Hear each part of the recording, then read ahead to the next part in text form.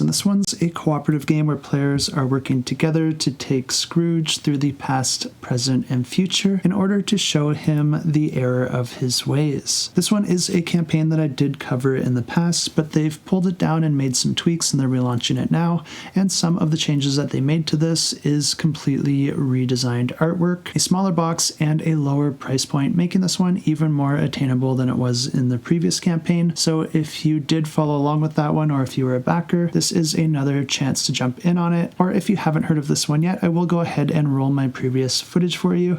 And if you do want to check it out for yourself, I will have it linked in the description down below. And this is a cooperative game where players are trying to take Scrooge through scenes in the past, present, and future, and trying to change his ways. Each player is going to be starting the game with a number of spirit cards, each with a movement value on them, as well as a virtue. And there's 3 different types of virtue in the game. There's compassion, contentment, and charity. And players will be using those to try and fulfill different scene cards throughout the game. And the game plays over 3 rounds for past, present, and future. And each round is going to be set up with Scrooge starting in his bedroom, and then you're going to have a river of cards below that, representing the scene for that moment in time. And players can take the move action and then spend a card for its movement points in order to move Scrooge that number of points down the river, and then you'll be able to interact with whichever card Scrooge is currently on. Some cards are resolved immediately just for landing on that card, which can give you different benefits like coins or additional cards, while other cards can have different icons on them representing the requirement needed to fulfill that card. And if you have those cards and then you also play the play cards action, then you'll be able to spend those cards in order to flip that card over. And the third type of card is the torch card, and if you move Scrooge here, you'll be able to gain the torch token,